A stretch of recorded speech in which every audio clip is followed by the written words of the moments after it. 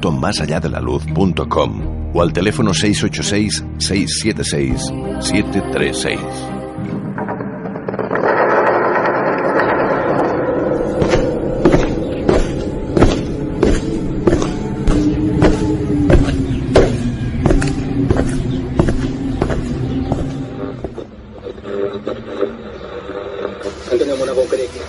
Informe Enigma.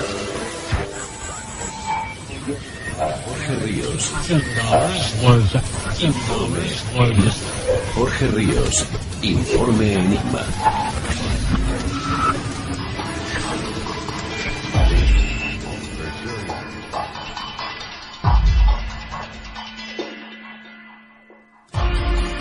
Bienvenidos a Informe Enigma.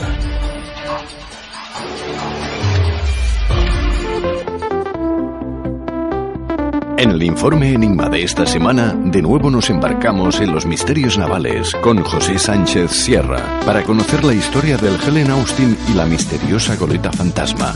Le seguirá Iván Torregrosa con un repaso por la historia de la evolución con homínidos críptidos.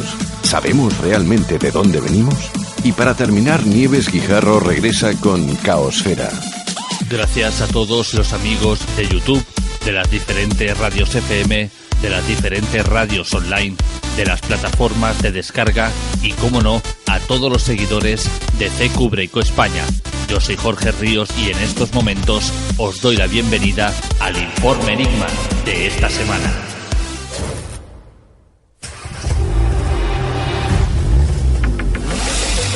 Te recordamos las formas que tienes de ponerte en contacto con Informe Enigma.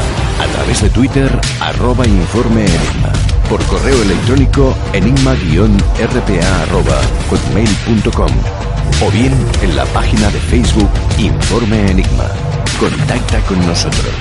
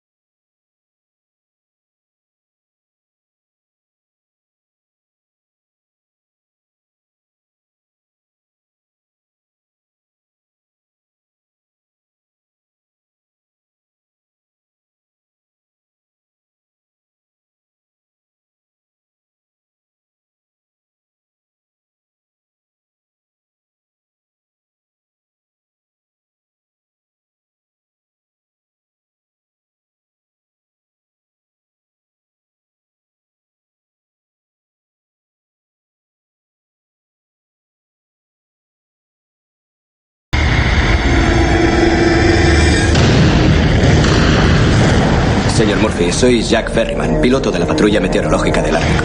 El mes pasado descubrí esto en mitad del estrecho. Enhorabuena, ¿encontraste un barco en mitad del océano? ¿Cuánto crees que puede valer un barco como ese? Depende de si tenemos derecho a incautarlo. De una cosa estoy seguro, si el mar te da una oportunidad, aprovéchala. Oye, Murphy, será mejor que subas aquí. Es un transatlántico. Es el Antonia Graza. ¿Algún indicio de lo ocurrido? Nada. No hay pasajeros, ni tripulación, ni capitán, ni referencias en el cuaderno de bitácora. ¿Tú qué opinas? Que es un barco fantasma.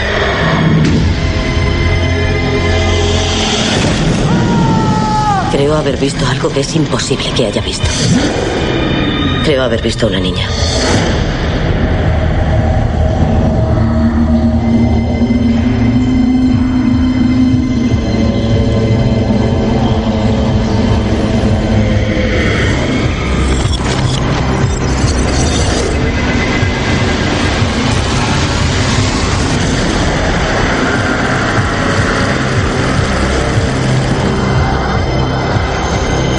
Sé que nada de esto es real.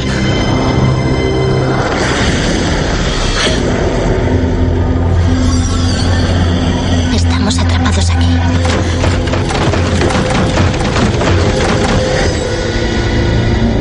Tengo algo que mostrarte. Ya os dije que algo muy chungo pasa en este barco. Está embrujado o poseído o como queráis llamarlo.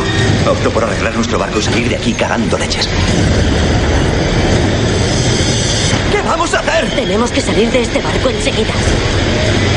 Bon voyage.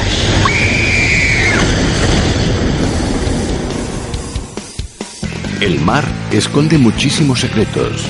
Descúbrelos en Los Misterios Navales, con José Sánchez Sierra.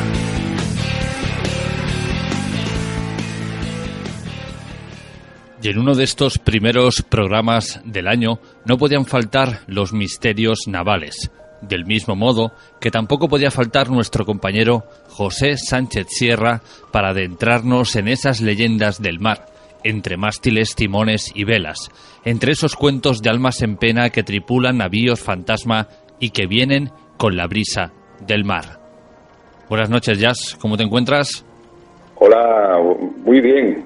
Con muchas ganas de empezar este año y bueno, ya empezaremos de aquí a nada, empezaremos ya a hacer la dieta, ¿no? El famoso régimen, porque hemos cogido algunos kilos en esta fiesta. Yo creo que eso es un mito, ¿no? Todo el mundo dice, voy a empezar a hacer dieta, pero sí. Yo no encuentro a nadie que realmente consiga llevarla a cabo de aquí hasta la operación bikini.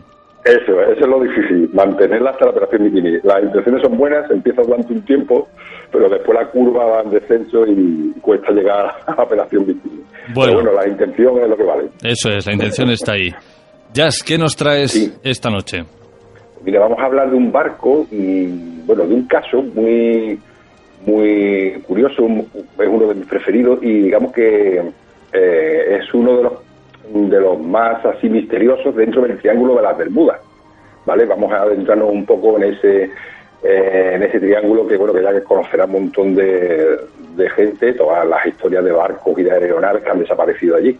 Pero vamos a contarte el encuentro de una goleta, de un barco, con otro barco fantasma, y que fue lo que ocurrió en aquellas zonas del Triángulo de las Bermudas, entre el Triángulo de las Bermudas y el Mar de los Sargazos.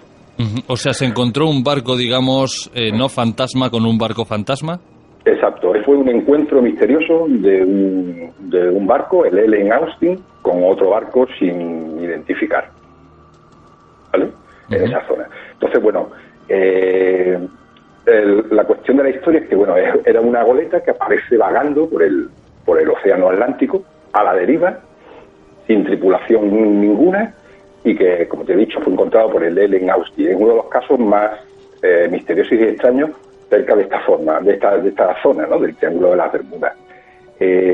Supongo que la gente conocerá que, bueno, el Triángulo de las Bermudas es una de las zonas donde se suponen que ocurrieron un gran número de desapariciones, tanto de barcos como de aeronaves, pero bueno, hay explicaciones de todos los gustos y de todos los colores. Hay quien opina que, bueno, que son esas desapariciones misteriosas en el Triángulo de las Bermudas, pues atiende a agentes meteorológicos, a temporales fuertes, a ciclones, a huracanes, a accidentes de barcos por desplazamiento de su carga, con mala mar, se hundan los barcos, a algunas olas gigantes aisladas que también suelen aparecer en estas zonas, bien por un poco de actividad tectónica, problemas de flotabilidad debido a emanaciones de gases, que eso salieron hace poco algunos estudios sobre el gas metano que provocaba problemas en la flotabilidad. Y bueno, también los hay que, aparte también los que opinan de la existencia de alguna tecnología extraterrestre ahí en esos abismos submarinos, ¿no? En zonas de energía o zonas de energía de otras de tecnología de otras civilizaciones ancestrales. Bueno, hay un poco de gusto de un montón de diversas opiniones para explicar las desapariciones que ocurren aquí en el Triángulo de la Bermuda. También hay anomalías magnéticas que hacen que se desorienten los barcos, etcétera, etcétera. Pero bueno, el caso que vamos a comentar hoy ocurrió por esta zona, ¿no? por una de las zonas. Lo que pasa es que este caso es más misterioso que insólito, ¿vale? Es una goleta, digamos que, bueno, las mejores historias de estas son de goletas. Curiosamente, bueno, en aquella época, pues, las goletas abundaban, son un tipo de barcos que eran unos barcos muy rápidos, que eran muy manejables, con poco personal, eran bastante estables, solo tenían lo normal que tuvieran un par de mástiles, aunque bueno, existen varias versiones más adelante con más palos, pero bueno, era un barco que era muy manejable y era el que más abundaba por esa zona. La historia de Ellen Austin, que aparece ya es una historia, esta que os voy a contar, aparece en muchos libros, ha aparecido en libros sobre todo de temática de Triángulo de las Bermudas. Yo tengo aquí varios en casa, como el Triángulo Mortal de las Bermudas de Alejandro Viñati, que aparece este caso, el misterioso Triángulo de las Bermudas de la editorial River Villez, también aparece este caso de Ellen Austin, o Bermudas, base secreta de ovnis, de Jan Prashant, también aparece este caso, pero el primero que lo contó este caso fue un marino inglés retirado llamado Rupert Gould, que escribió esta historia en un libro suyo llamado The Stargazer Talks, del año 44. Este fue el primero que dio a conocer la historia de Ellen Austin. Escuchó la historia de un marinero que tenía relación con el Ellen Austin y a partir de aquí pues lo contó en una serie de programas de radio allá por el año 1935 y después escribió un libro. El Ellen Austin, que es digamos que el barco que se encuentra a la misteriosa goleta, era una goleta, bueno, era americana, bandera americana, construida de madera de teca y tenía 3 palos, ¿vale? De 3 mástiles. Tenía aproximadamente unos 60-65 metros de eslora. Era construida allí en Estados Unidos, en el estado de Maine, en Damariscotia, en 1854, en este estado que está en fronterizo con Canadá. Bueno, pues al principio de esos años, el Ellen Austin cubría lo que era la línea entre Londres, Liverpool con Nueva York. Al principio lo que hacía este barco era llevar pasajeros, llevaba inmigrantes o pasajeros. Ya posteriormente pues se dedicó más a lo que era la carga y a llevar correo o paquetería, ¿no? La goleta Ellen Austin, bueno, la verdad es que tuvo una vida ajetreada, digamos, el barco, porque bueno, tuvo una serie de incidentes. Por ejemplo, en 1855 se toparía con un barco, el Florence, el cual se encontraba también en muy mal estado, porque se perdió todas sus velas y sus palos en una fuerte tormenta, y bueno, pues el Ellen Austin lo rescataría a la tripulación de este barco de Florence y lo llevó al puerto de Savannah allá por abril de 1855. Más adelante también otro incidente que tuvo, bueno, pues el barco perdió una parte de su carga en un temporal, la compañía casi se arruina, etcétera, etcétera. En 1857 tuvieron un caso de enfermedad infecciosa a bordo, un caso de viruela, llegando a Estados Unidos, ¿no? El barco salió de Liverpool con unos 500 inmigrantes y al llegando a ellos tuvo que estar en cuarentena porque, bueno, se detectaron unos pocos pasajeros infectados, pero bueno, al final la cifra fue a más, fueron casi 50 o 60 los que estuvieron infectados, entonces el barco tuvo que quedarse en cuarentena por viruela. Más adelante, por ejemplo, en 1858 se cruzaría con otro barco llamado el Chieftain, que también este barco, bueno, lo encontró abandonado, sin nadie a bordo y con las velas enrolladas, y lo remolcaría hasta el puerto de Nueva York. Entonces, bueno, el barco tuvo una serie de incidentes y sobre todo a bordo tenía un capitán que se llamaba el capitán William Garry, que el tío parece ser que era un tirano, era un acosador y abusaba de la tripulación. He podido leer un artículo en el New York Tribune del año 57, donde aparece un titular que se llama un artículo que se llama Brutality at Sea, mortalidad en el mar, y de ahí se detallan los abusos del capitán de este barco. Parece ser que el capitán, bueno, pues azotaba con alambres a una serie de tripulantes, los golpeaba en cabeza, en espalda, a uno lo intentó ahogar, tenía un par de perros que se los achuchaba contra algunos tripulantes. Total, que el capitán de este barco, del Helen Austin, era un elemento bastante importante.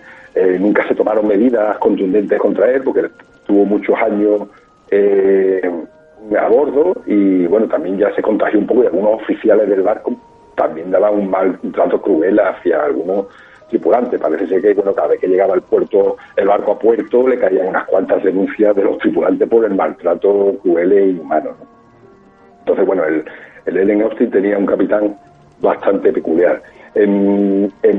Más adelante, ya unos 20 y tantos años después, en 1881, él sale de Londres. Vamos a contar el encuentro que tiene el Helen Austin. Sale de Londres rumbo a Nueva York, que bueno, hay algunas fuentes que dicen que iba a Boston. También he visto yo por ahí algunos autores que dicen que no, que iba a St. John's, ahí a Terranova, pero la mayoría decían que cubría el rumbo, la trayectoria de Londres a Nueva York. Cuando iba por la parte del norte del Mar de los Sargazos, el Mar de los Sargazos está cerca del Triángulo de las Bermudas, pues ocurriría algo bastante increíble. El Mar de los Sargazos, para que no lo conozcan, bueno, es una región que se extiende, que va desde el Océano Atlántico, desde la parte de Florida hacia el continente africano. O sea que estamos hablando de una parte importante. Abunda, se le llama Mar de los Sargazos, porque bueno, abunda un microalga planctónica que se conocen como sargassum o sargazos, y donde siempre ha sido considerado, desde tiempos de Felicio, ha sido considerado como un mar extraño, aparecen muchas obras literarias de relato. Incluso Julio Verne, en su viaje de 20.000 lenguas, de viaje submarino, habla del Mar de los Sargazos. Es un mar que no tiene olas, porque es un mar que, aunque sople el viento, siempre hay una calma absoluta, porque está regido por una serie de corrientes circulares. Son como grandes remolinos en sentido horario, son remolinos muy energéticos, provocados por las corrientes del Golfo y las corrientes ecuatoriales oceánicas, y se produce allí una especie de remolino donde aquellos barcos que pasan en la antigüedad, como iban todos a vela, aquellos barcos que pasaban por allí, pues había muchos de ellos que se quedaban atrapados en esos remolinos en el Mar de los Sargazos. Entonces llegaron a desaparecer muchos barcos con sus tripulaciones en esa zona, ya que al quedarse atrapados, sin viento, en movimientos circulares, estamos hablando de remolinos de 100, 200, 300 millas de radio, o sea, una zona bastante amplia, pues se quedaban atrapados esos barcos en esta zona y no paraban de dar vueltas por las corrientes, no había viento. ¿Y qué es lo que pasaba? Pues que se acababan las provisiones, los barcos pues se llenaban de musgos, se podría la madera, se lo comían todo, los barcos terminaban destrozados con moluscos. La tripulación, ya cuando se acababan las provisiones, pues se desataba un poco la locura, e incluso eso, terminaban abandonando las naves. Por eso es una zona que durante el siglo XIX, siglo XVIII, siglo XVII, se perdieron infinidad de barcos ahí en el Mar de los Sargazos. Así, a modo de dato, por ejemplo, tengo aquí una goleta, la Fanny Wollaston, que esta fue no tengo apuntado el año, pero fue en el siglo XIX. Pues la goleta Wollaston estuvo 1100 días dando vueltas por la zona esta. El Wire Sargent, otra goleta, estuvo 615 días abandonadas. Eran derelictos ahí abandonados que iban surcando el Mar de los Sargazos. Bueno, pues después de enrollarme de contaros esto del Mar de los Sargazos, donde por ejemplo, tengo aquí anotado que desde 1887 a 1896 se reportaron 1.628 barcos abandonados surcando esta zona, que ya es bastante. En 6 años, 1.600 barcos abandonados. Entonces es una zona que tiene bastante misterio y es muy conocida por esto. Actualmente aquí en el Mar de los Sargazos, como la navegación ya no va a vela, pues la navegación ya va con propulsores distintos, pues ya no hay problema de quedarse en esos círculos de corrientes atrapados. Ahora lo que se queda atrapado es una gran concentración de plásticos, de residuos. Podemos decir que ahora el mar de los Sargassos está lleno de residuos plásticos, de cosas no biodegradables. Es una parche que hay allí de basura en el Atlántico Norte que se queda allí dando vueltas. O sea, eso es lo que sería ahora el mar de los Sargassos. Pues bien, el Ellen Austin, pasando por el mar de los Sargassos, avistó una goleta allá por el 15 de julio de 1857 que parecía navegar sin rumbo. Entonces, bueno, el Ellen Austin estuvo vigilando de cerca esta nave durante varios días y decidió, el capitán de este barco ya no era el anterior del Garrick, era Baker, era otro capitán, decidió poner rumbo a este barco, ya que llevaba un rumbo bastante errático, no era un rumbo fijo, y cuando se encontraron cerca, pues le hicieron tipo de señales, o lo llamaron, vociferaron, etcétera, etcétera, y bueno, no recibieron ninguna respuesta. Entonces, bueno, el capitán del Ellen Austin decidió reunir un grupo de hombres, arriar un bote y abordar a esta goleta. Una vez que estaban aproximándose, se embarcaron y la registraron de cabo a rabo y no encontraron a nadie. Estaba todo aquello totalmente desierto, todo el barco estaba desierto, estaba en perfecto estado, no había destrozos, no había señales de que hubiera habido violencia, de que hubiera habido algún abordaje, el velamen estaba como recogido, todo lo que es los aparejos estaban intactos, había alimentos, provisiones, había agua potable, incluso tenía la carga, al parecer llevaba una carga de caoba y estaba perfectamente estivada y cubierta. Entonces, bueno, lo que sí les dio la impresión es de que llevaba un tiempo abandonada esa carga. No había instrumentos de navegación, como si se los hubieran llevado. En algunas fuentes se dice que no había ningún bote, pero hay otras que se dicen que sí, que estaban perfectamente arranchados. No había libro de bitácora ni de a bordo, no estaba la matrícula del barco, no había ninguna placa con el nombre, me parece que había sido arrancada. Y entonces, bueno, pues el capitán Baker, viendo aquel panorama, pues dejó a bordo a un grupo de hombres para que la intentaran gobernar y se la llevaran junto con el Ellen Austin hacia Nueva York. Y bueno, pues así lo hicieron. Estuvieron navegando muy próximo durante 2 o 3 días, la Ellen Austin y este barco inidentificado, pero ocurrió que se levantó un fuerte temporal y perdieron de vista la goleta.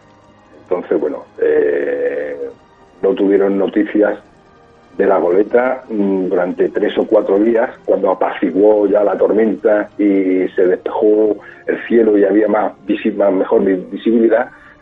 Verían a la goleta en el horizonte y la sensación que le dio de nuevo al capitán Baker de Ellen Austin es que iba a la deriva, que aquella goleta donde habían embarcado sus hombres no llevaba un rumbo fijo, parecía que iba dando bandazos, que no había nadie, que no llevaban el rumbo que habían acordado entre ellos, que parecía ir sin gobierno. Entonces, bueno, pues el capitán volvió a tomar rumbo hacia esta misteriosa goleta. Le llevó bastante tiempo alcanzarla por el zigzag que hacía esta goleta fantasma, y de nuevo intentaron hacer alguna señal, a ver si lo respondían, y cuando llegaron a bordo, porque el capitán reunió otro equipo para abordar el barco, esta vez ya armados, el capitán dijo que fueran con armas ya, y una vez que embarcaron, de nuevo no había nadie a bordo. Aquello estaba desolado. El grupo de hombres que había dejado el capitán Baker a bordo para gobernar la goleta no estaba. Habían desaparecido, se habían desvanecido. Aquello ya era bastante extraño. Todo seguía igual, estaba intacto, como si nadie nunca hubiera estado a bordo. El capitán el Baker había dejado un cuaderno a la tripulación, al grupo de hombres, para que apuntaran a aquellos acontecimientos que ocurrieran durante las guardias, para llevar un registro, pero tampoco apareció el cuaderno. O sea, entonces, bueno, pues el capitán se alarmó bastante con esta situación y bueno, ya la tripulación del Helen Austin empezó a pensar que aquella goleta estaba maldita.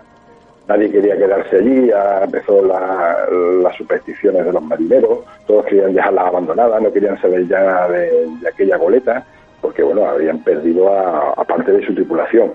Entonces, bueno, pues ante la insistencia del capitán Baker, parece que era un hombre que era bastante valiente y tal, pues convenció a otro grupo de hombres de su tripulación para abordar de nuevo la goleta. Entonces, bueno, pues hicieron un segundo abordaje de esta goleta.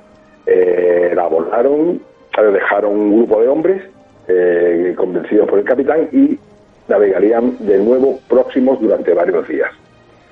El capitán sí les dijo a este segundo grupo que abordó la goleta de abandonar la nave al menor signo extraño, al menor acontecimiento extraño que tuvieran, y abandonarla. Entonces, bueno, pues siguieron durante varios días navegando sin problema alguno, se veían mutuamente los dos barcos, pero al tercer o cuarto día una niebla los cubrió y pronto dejarían de ver a la goleta fantasma. Entonces, bueno, por temas de visibilidad no podían verla. Entonces, aquella falta ya de visibilidad, pues ya la tripulación del Helen Austin, pues provocó un nerviosismo, ya provocó más inseguridad, y empezaron a ver cosas extrañas, que sí empezaban a ver ya oír ruidos extraños en la mar, que si monstruos marinos, que si demonios, etcétera, etcétera. Entonces, bueno, cuando se levantó aquella niebla, pues no había rastro ninguno de la goleta. Aquella ya era una situación, era una pesadilla, ¿no? Una auténtica pesadilla. Cuando ya la niebla se levanta y no había rastro de este segundo grupo de hombres que había habido en la goleta, que no había rastro de la goleta, pues la verdad es que el capitán Baker pues estuvo 4 o 5 días dando vueltas, intentando localizarla y nunca más apareció. Nunca más se supo nada de la goleta ni de los hombres de la tripulación. Entonces, bueno, pues el capitán Baker decidió, tras varios días de búsqueda sin éxito, decidió poner rumbo a Nueva York y que bueno, que llegó allí en febrero del 81, de 1881, y aquí acabaría lo que es la historia de este misterioso encuentro. Pero Jas, yo me pregunto, utilizando la lógica o lanzando alguna hipótesis, ¿cómo desaparece 2 veces una tripulación de un barco y cómo desaparece un barco así de repente? Pues sí, la verdad es que es una gran incógnita, ¿no? Porque, bueno, podemos especular y podemos preguntarnos, no sé, la tripulación pueden haber aparecido otro barco pirata o otro barco y haber secuestrado a la tripulación. El barco por segunda vez puede haberse hundido o haber tenido algún problema de flotabilidad, puede haberse quedado en esta zona haciendo navegaciones circulares y haberse dado la vuelta y haber desaparecido. Puede que hubiera ocurrido algo a bordo con la carga o algún accidente a bordo que los obligara a abandonar aquello. Puede que se toparan con algo extraño, o sabe que la gente de la mar, bueno, muy supersticiosa, que viera algo misterioso o algo que les asustara y abandonaran. Por especular se pueden, claro. Podemos, no sé, pensar muchas posibilidades. La verdad es que, bueno, es una historia bastante curiosa. Tendrá algo de leyenda, pues con el paso de los años pues habrá partes de la historia que habrán sido especuladas, habrán sido inventadas, pero bueno, ahí la verdad es que bueno, es un caso muy llamativo de esta zona del Triángulo de las Bermudas y bueno, la verdad es que es bastante extraño que desaparezca 2 veces el mismo barco. Aquí en España tenemos un caso de un pesquero, el pesquero Fausto, que desapareció hasta 3 veces. Pero bueno, eso podría ser un tema de contrabando o un tema de una niebla espesa y que no tengas un buen aparato, un compás magnético y te desvíes del rumbo. Pueden ocurrir miles de cosas, factores meteorológicos, factores de una ola grande, no sé. La verdad es que es un campo donde se puede especular bastante. Lo normal es que le ocurriera algo, le cogiera un temporal o que... no lo sé, pero la verdad es que bueno, es una de las historias más curiosas de esta zona. Es que en esta historia hay un ingrediente añadido muy potente que es el triángulo de las Bermudas. Automáticamente cuando escuchamos hablar de este lugar ya lo asociamos con el misterio, con las desapariciones, con el inframundo, con los ovnis, pero hay quienes aseguran que en estos últimos años del siglo XXI, estos 2000, 2005, por ejemplo, se han encontrado bastantes evidencias de algo que tú has hecho mención hace un momento, que es el factor meteorológico, que quizás no tenga nada que ver el misterio, sino cobre más fuerza la hipótesis de que algo provocado por la madre naturaleza sea la que haga que desaparezcan todos estos barcos. Sí, yo creo que es uno de los agentes más potentes. Puede también ocurrir, Jorge, que sea un cúmulo de varias cosas. Es decir, pueden ocurrir que haya un mal tiempo, que el desplazamiento de la carga, que se rompa un palo y que se vayan todos para el agua. Es decir, que pueden hacer muchas cosas, pueden ser un cúmulo de cosas. Pero obviamente el primero sería el factor meteorológico. Aparte de una zona que sí, que hay grandes huracanes, hay puentes temporales allí. También hay olas aisladas, hay pequeños tsunamis que por movimientos tectónicos pues también se produzcan olas que vuelquen un barco, ¿eh?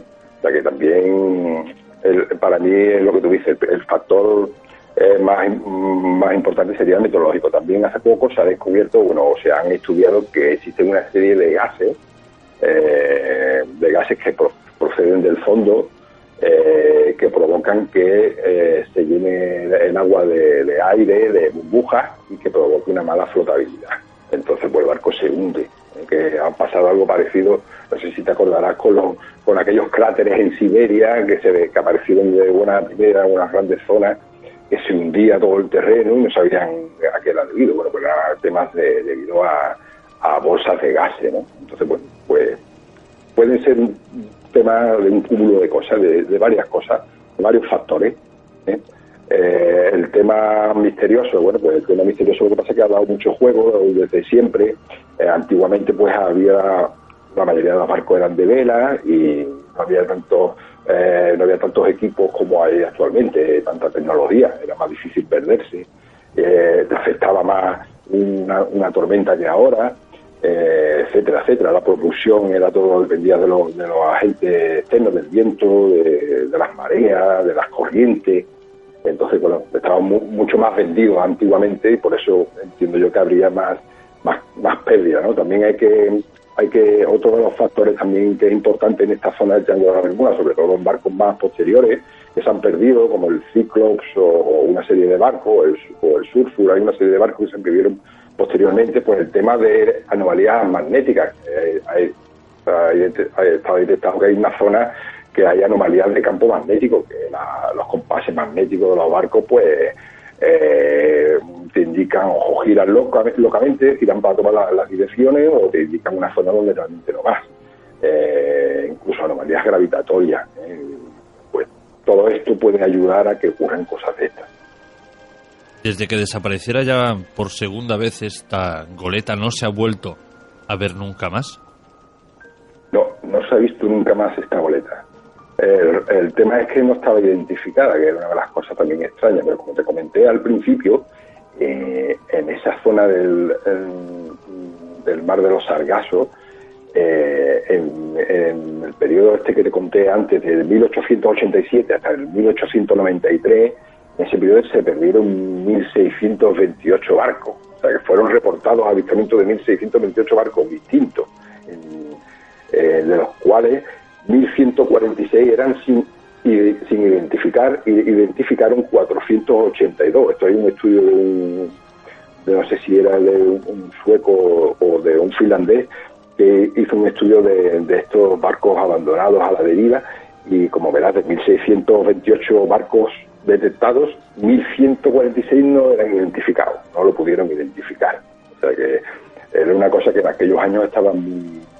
Era usual, vamos, que no era algo extraño de que no se volvieran a ver barcos y aparte que no pudieras identificarlo. Claro, yo intento imaginar a estos marineros, pescadores, da igual, con lo supersticiosos que son, cuando van a la mar, estar navegando y de repente encontrarse con un barco sin tripulantes, totalmente abandonado. ¿Qué deberían sentir estas personas? Pues lo primero que sienten es pánico, ¿no? Yo creo que sienten miedo. Aparte, si lleva ya mucho tiempo abandonado, pues el aspecto, ¿no? Lo que siempre hemos contado en alguna que otra historia. Todo lleno de musgo, la madera ya podrida por una serie de gusanos que viven ahí en el trópico, o por lleno de organismos y moluscos, que hace que el barco sea inestable, tenga un aspecto fantasmal, pues imagínate, ¿no? Y que encima abandonado, sin nada, sin vela, con las velas hechas jirones, pues todo eso a un marino de esto, cuando lo veía, pues le llegaba a entrar un auténtico pánico. Y para ello, bueno, pues supongo que querrían evitar cruzarse con un barco de este tipo. Tenía que ser para ellos una auténtica pesadilla. Tenía que ser pasarlo realmente mal. Sé que has dicho que no estaba identificado, pero con la descripción que dieron algunos de los marineros, no se ha podido ni tener un pequeño indicio de qué barco pudiera ser. No porque es una zona muy transitada, porque es la zona, digamos, aparte de ser una zona de estar en medio de lo que es Europa y Estados Unidos, por donde cogen, y además este barco que hacía la línea de Inglaterra a Nueva York o a Boston, pasa por una zona que es muy transitada. En aquellos años tendría que haber mucho tráfico marítimo y no se supo nada más de este barco. Pero bueno, siempre hay un propietario, ¿no? Alguien que puede decir, bueno, a mí me desapareció este barco y se parece al que han visto. En este caso, al parecer, nadie. Nada. Aparte era una goleta también, es decir, que era uno de los barcos más usuales en aquellos años. La mayoría de estos desapariciones que te he contado, de los 1.600 y pico de barcos, la mayoría son goletas. Eran los barcos más manejables y los barcos más utilizables en aquellos años. De hecho, hay un tipo de vela que se llama vela, creo recordar que era vela Bermuda, que de aquella zona eran, aunque las goletas provienen de Holanda, las primeras fueron holandesas, pero es una zona donde las goletas abundaban. Entonces, pues, esto le daba más dificultad a la hora de identificar a un barco, y si encima no tenía ni matrícula ni nada, pues en aquella época eran muy parecidas. A no ser que fuera por algún tipo que la diferenciara, alguna característica que la diferenciara de las demás, como, no sé, como un casco pintado de negro o unas velas con alguna franja de un color o algo así. La mayoría de barcos pues tendrían que ser parecidos, ¿no? Y son difíciles de identificar. Ya te digo, hay un estudio hecho en un periodo de 6 años de 1.600 reportes de barco y 1.100 y pico no lo han identificado. Y eran reportes de barco que daban otros barcos que se cruzaban con él, reportaban a una oficina de hidrográfica o oceanográfica, y iban haciendo una serie de estadísticas y de base de datos.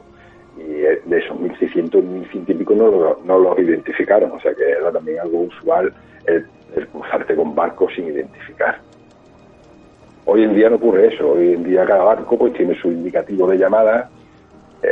Hay un registro con más rigor, existe una serie de publicaciones, porque en aquella época sería más difícil llegar a un seguimiento y poder conocer un barco sin tener su nombre, en ninguna matrícula, en ninguna placa, en ningún tipo de... Ellos el capitán con la tripulación, cuando llegaron a la goleta esta, bueno, la registraron y no vieron nada, incluso ni un cuaderno de un diario de a bordo, nada que les diera la más mínima pista. Y encima, bueno, pues encima comentaban eso de que parece ser que la matrícula la habían arrancado, la placa. O sea que muy curioso. Le da un poco más de dificultad a la historia, ¿no? Más de misterio a la historia. Jazz, compañero, como siempre, un placer que hayas pasado por este primer programa del año 2019. Gracias por habernos traído este barco fantasma y, como siempre, nos escucharemos en breve. Pues muchas gracias, Jorge, que tengáis todos una buena entrada de año. Te deseo también éxitos con tu nueva obra, que está por ahí cercana, y nada, pues muchas gracias, y cuando tú quieras yo vendré encantado a tu programa. Un abrazo, compañero. Venga, un fuerte abrazo, gracias. ¿Quieres apoyar a Informe Enigma? ¿Quieres que siga creciendo? Ahora puedes hacerlo.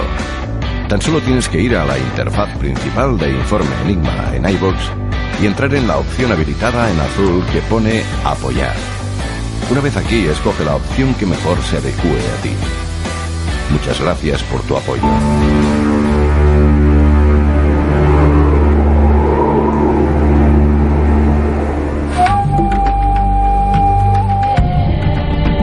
Hace 10 millones de años, unas criaturas se ponen de pie. Estos extraños mamíferos están en peligro. Tienen pocas posibilidades de sobrevivir. Tienen que defenderse y adaptarse. Inventan, caminan, recorren la tierra y los océanos. Exploran y conquistan el mundo. Somos sus hijos. Tanto si nuestra piel es blanca como negra o tostada, todos descendemos de una única y misma familia.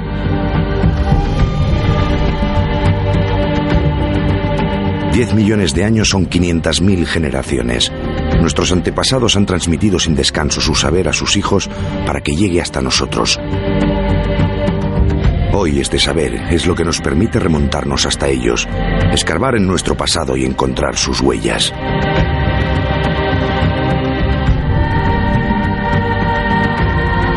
Esta es la extraordinaria odisea de nuestra gran familia. Emergencias, dígame. Hay algo, alguien merodeando por aquí.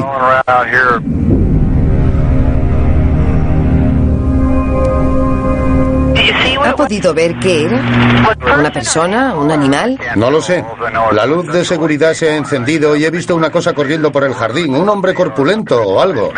Parece un hombre, pero no sé qué es. Solo he visto cómo corría. ¿Han tenido otros problemas en la vecindad? Sí, hace poco encontré a mi perro muerto. Tampoco sé cómo sucedió. Sea lo que sea, corre. Si lo persiguiera no podría alcanzarlo. Y estaba de pie. Ahora estoy mirando por la ventana. No quiero salir de casa.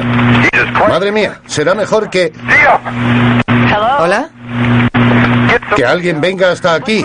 ¿Qué sucede ahora? El hijo de perra mide unos 2 metros, no lo sé. ¿Lo ve ahora? Sí, y es enorme. Bien, un momento. Vale. ¿Está en su jardín? Sí, ha vuelto. ¿Qué está haciendo? Me está mirando. ¿Está de pie No sé qué es. Es como una persona muy alta, es cuanto puedo decir. Vale, pero ¿es una persona? Sí, puede ser una persona. O algo muy corpulento.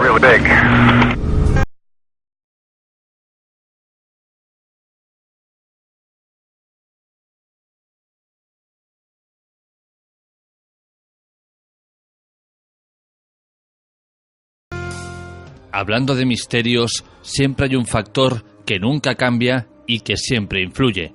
Nosotros, como personas. ¿Pero qué somos? ¿Qué es el ser humano? Quizás para responder a estas preguntas deberíamos recurrir a la evolución. Pero de nuevo nos aborda otra cuestión. ¿Qué es la evolución?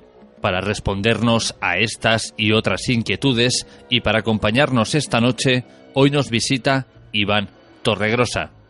Buenas noches, Iván. ¿Cómo te encuentras?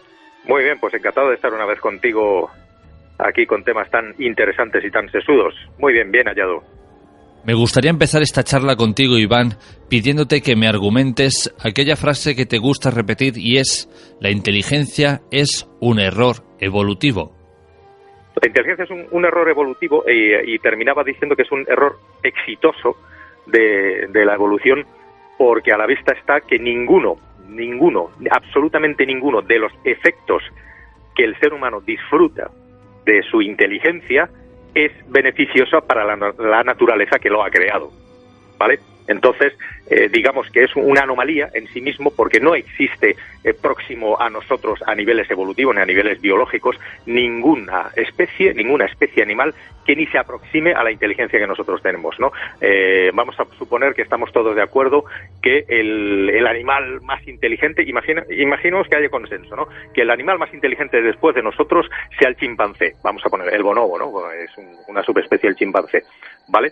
Pues debajo del chimpancé, o sea, mirando hacia atrás, pues serían otros monos inferiores, el delfín, lo que quieras, por ahí. Pero las escalas serían bastante graduales. Pero entre el chimpancé, este bonobo que hemos dicho, y nosotros, hay un salto enorme. Hay un salto mucho más grande que entre cualquier otro tipo de especies biológicas del mundo. Entonces eso en sí mismo es una anomalía. Y como anomalía que estamos como una especie en un islote evolutivo nosotros, los seres humanos. Por lo tanto, y además todos sabemos que la inteligencia es capaz de acabar de terminar con la propia naturaleza que lo ha creado. Vamos a poner que en los años 70 había, a día de hoy también seguramente, aunque lo nieguen, hay armamento nuclear suficiente para acabar con el mundo, por ejemplo, ¿no? Por poner un ejemplo bastante gráfico, ¿no? Entonces, esa inteligencia es capaz de destruir a la propia naturaleza que lo ha creado. Eso no ha ocurrido nunca más. No hay efectos en la naturaleza de la evolución, ni siquiera de la selección natural, que tenga unos efectos tan grandes, tan devastadores y a un nivel planetario, ¿no? Como pueda ser la inteligencia. De ahí que en sí mismo es un error, es una anomalía exitosa, que ha tenido éxito porque todavía dura, ya veremos hasta cuándo, de la naturaleza, de la evolución. Cuando hablamos de la evolución, a todo el mundo le viene a la mente el nombre de Charles Darwin y su libro El origen de las especies. ¿Qué opinión tienes tú, Iván, al respecto? Bueno, pues esto es un tema peliagudo, pero por otra parte es bastante sencillo, ¿no? Como tú bien has dicho, siempre que hablamos de evolución, lo primero que nos viene a la cabeza es Charles Darwin, cuando quizá haya sido uno de los últimos evolucionistas, ¿no? Porque su abuelo ya era evolucionista y las teorías evolutivas de las especies ya vienen desde la lejana Grecia, ¿no? O sea, hay un montón de gente evolutiva, o sea, que defendía la teoría o sabían de la teoría de la evolución antes que Darwin. Lo que hizo Darwin fue, porque se suele confundir evolución con selección natural. Entonces, él lo que hizo es una teoría que explica esa evolución que ya sabíamos que existía a través de su teoría propia, que era la selección natural, ¿no? Que esto parece lo mismo, pero no lo es.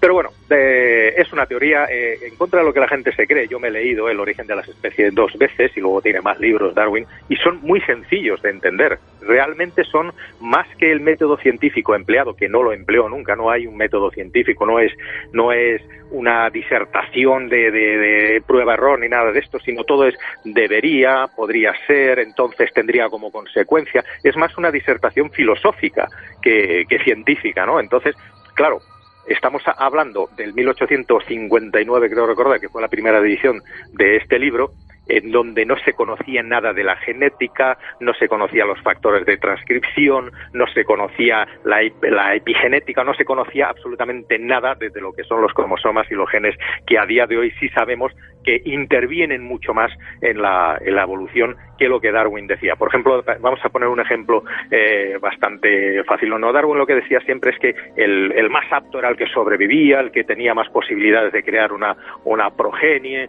de tener más hijos, se adaptaba al medio y tal. Nos presentaba una naturaleza como si fuera una competición, ¿no? En el que solamente los mejores tienen derecho a sobrevivir, ¿no? Este es un punto de vista bastante calvinista, que es lo que había en aquella época, y Darwin desde luego lo era. De hecho era eugenista, ¿no? Darwin defendía que solamente los mejores tenían que sobrevivir, incluso en su libro El origen del hombre, que es quizá más polémico todavía que El origen de las especies, donde no menciona al hombre para nada, sino ya en el siguiente libro, ¿no? Entonces nos intenta explicar como que solamente los mejores, ¿no? Entonces en este caso hay un ejemplo que es muy fácil de entender. Darwin decía, por ejemplo, que en la berrea del ciervo, ¿no? En una manada de ciervos, el ciervo dominante, el gran macho, se pelearía con el siguiente macho, entonces vencería uno de los dos y por lo tanto se aparearía con las hembras de esa manada y su legado genético, su legado hereditario, ¿no? En este caso no hablaríamos de genética todavía, su legado hereditario se pasaría a las siguientes generaciones. Es una manera es una manera como muy romántica de ver la naturaleza, cuando la naturaleza no funciona así, no pasa así. De hecho, se sabe, cualquier cazador te lo puede decir, que la berrea del ciervo, mientras los dos grandes están combatiendo, los otros jóvenes se están apareando con las hembras mientras están los otros dos perdiendo el tiempo. O sea, no funciona de esta manera tan teatral como él nos lo quería enseñar. Bien, es cierto que la base tiene cierta realidad, ¿no? Pero a día de hoy se sabe que, por ejemplo, lo que más influye en los genes son, por ejemplo, las radiaciones, el entorno, el ambiente, incluso en los mismos pájaros que él estudió, los pinzones de Darwin, ¿no? Que él observó las diferencias de los picos y tal. A día de hoy se sabe que son simplemente cambios morfológicos por el entorno, por el clima más que nada, ¿no? Es lo que hace cambiar la forma de los picos, y luego esa forma cambiante es lo que hace que varíe su dieta. O sea, todo lo contrario de lo que él dijo. Por lo tanto, Darwin sí tenía razón en algunas cosas, pero desde luego la evolución, ni siquiera la selección natural que él creó, no funciona de esa manera. O sea, los genes no tienen esa moral que él pretendía transmitirnos a través de su teoría. Es cierto que Darwin dijo que no es que vengamos del mono, sino que tenemos un gran parecido con los primates mayores. Bueno, en esto es quizá de las cosas que él con su teoría sí pudo intuir, aunque ya se sabía de antes. Lo que Darwin decía es que todos tenemos un ancestro común, pero no se refería, de hecho, exclusivamente al ser humano, se refería a todas las formas de vida de la Tierra. O sea, que todas las formas de vida de la Tierra surgen de una célula primigenia, digamos, ¿no? Que es una teoría que sigue vigente hoy con ciertas modificaciones, ¿no? Entonces, nunca dijo que el hombre viniese del mono. Lo que pasa es que fue una interpretación que luego un obispo, a su mentor, al que le publicó el libro, a Huxley, pues le quiso, digamos, dejar el ridículo con esto, como diciendo, bueno, si venimos del mono, usted por parte de abuela o de abuelo tiene el mono y tal, y tuvo una respuesta que le hundió. Bueno, o sea, esto, digamos, pertenece a esa época victoriana, ¿no? Que lo que más se tenía en mente era la Biblia, ¿no? El creacionismo. Dios creó a los seres tal como eran. Luego se aflojaron un poco y convinieron en que, vale, a lo mejor el resto de las especies sí habían podido evolucionar, pero no el hombre, que incluso había leyes que lo defendían y se multaba a la gente que explicaba estas cosas contrarias en el colegio. Lo que Darwin decía es que venimos todos de un mismo tronco, o sea, de una misma célula, y eso tuvo infinidad de ramificaciones, como así pasó con el género, o sea, con el ser humano. Por ejemplo, el ser humano, si nos remontamos muy atrás, empezamos con el Ardipithecus ramidus, eso era prácticamente, no llegaba a ser un mono, porque no había monos entonces, sino simplemente este tipo de homínidos. Después ya pasamos al Australopithecus, el Anamiensis y el Aferiensis, los dos tipos que había. Ya ahí tuvimos el Homo habilis, ya empezó a manejar herramientas, ya el Erectus ya andaba siempre erecto, el Homo antecesor, que ya nos suena de Atapuerca. De ahí ya pasamos al Neanderthalensis, que ya nos suena a todos, y de ahí, esta es la parte más interesante quizá de la historia, o sea, de la historia reciente del ser humano, porque ahí convivimos bastantes especies a la vez, y estos son datos bastante modernos del 2010, del 2011, ¿no? Que en esa época, en la época del Neandertal, estamos hablando de a lo mejor de entre 100.000 y 40.000 años para atrás, pues convivimos con el hombre de Flores, con el hombre de Denisova, el Neandertal y el Cromañón. O sea, 4 especies diferentes de seres humanos convivimos, y se sabe a día de hoy que hubo hibridación entre ellos. De hecho, los euroasiáticos, nosotros tenemos tanto un 2, 3, 4% del Neandertal y del Denisova. O sea, tenemos genes que se sabe, que se han estudiado, o sea, se ha secuenciado el genoma tanto de unos como de otras. Se sabe que tenemos genes que vienen de estos ancestros nuestros. Por lo tanto, nosotros somos el resultado, el sapiens sapiens que somos nosotros, somos el resultado como de los retales de las últimas especies de homínidos que existía. Pues somos como un conjunto de retales, ¿no? De todos ellos, que hemos conseguido llegar hasta donde estamos ahora. Está claro que todo viene de algo.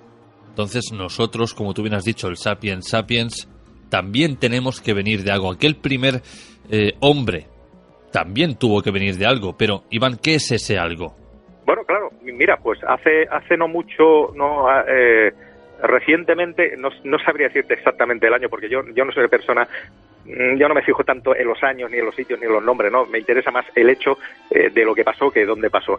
Pues se ha encontrado un fósil agárrate, de 47 millones de años, que es, digamos, el fósil más antiguo, que supera con 20 veces la antigüedad del siguiente fósil, que es donde ya empiezan los primeros mamíferos a tener forma como de lemúrido. Los lemúridos, ¿qué son? Los lemúridos a día de hoy viven en Madagascar, son estos prosimios, que son una especie como de entre... Todos lo habremos visto en la televisión, es ese mono que anda pegando saltos, que tiene una cola muy larga, anillada, ¿no? Eso sería un lemúrido, ¿no? Que es digamos, el mamífero que existía antes del simio propiamente dicho, ¿no? Bueno, pues se encontró hace poco tiempo un fósil de 47 millones de años con ya características de prosimio. Entonces, a día de hoy lo que sabemos que ese es el fósil más antiguo que tenemos. De este fósil se va a hablar muchísimo, ¿no? Porque a partir de ahí, bueno, habría que mirar atrás a ver cuál era el fósil anterior. Pero una de las cosas que fallan, por ejemplo, en la teoría de Darwin, es precisamente esto. O sea, que los términos intermedios evolutivos entre especies no existen muchos ejemplos, no tenemos un registro de los estratos evolutivos intermedios, que tendrían que ser la mayoría, ¿no? Porque entre dos extremos lo que más hay es lo que está en medio, pero nos falta todo eso. Por lo tanto, es, de hecho, que ya sería otra discusión, uno de los defectos de la teoría evolutiva de la selección natural de Darwin. Pero lo que sí sabemos es que sí venimos, o sea, de un entroncamiento de los mamíferos, los primeros mamíferos, los que convivieron con los últimos dinosaurios, digamos, eran como pequeños ratoncillos que vivían casi siempre enterrados debajo del suelo. A partir de ahí, pues fue evolucionando, pues el árbol evolutivo de mamíferos que tenemos ahora. Y uno de ellos, por ejemplo, si cogemos nosotros, ¿no? El Sapiens sapiens, si nos vamos 6 millones de años para atrás, ahí es el punto donde el chimpancé, que es el digamos, nuestro primo hermano dentro de los homínidos, de los monos sin cola, es donde se escindió de un tronco común. O sea, el ser humano y el chimpancé tuvieron un tronco común hace 6 millones de años, nos separamos.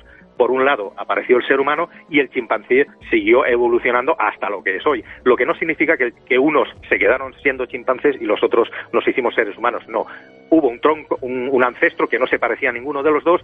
Ahí hubo una escisión, salieron los hombres por un lado y los chimpancés por otro. Un poco antes de eso, el gorila se escindió un poco antes, unos 10-12 millones de años. Antes de eso, el orangután, etcétera, ¿no? Entonces, esa escisión sí se sabe cierto que pasó de esa manera. ¿Cuántos años, Iván, tiene que pasar, digamos, de una evolución a otra? Bien, pues para que una especie se transforme en otra, lo primero que tiene que crearse son variedades, ¿no? Normalmente, geológicamente ocurre, ¿no? Hay un grupo, una especie, un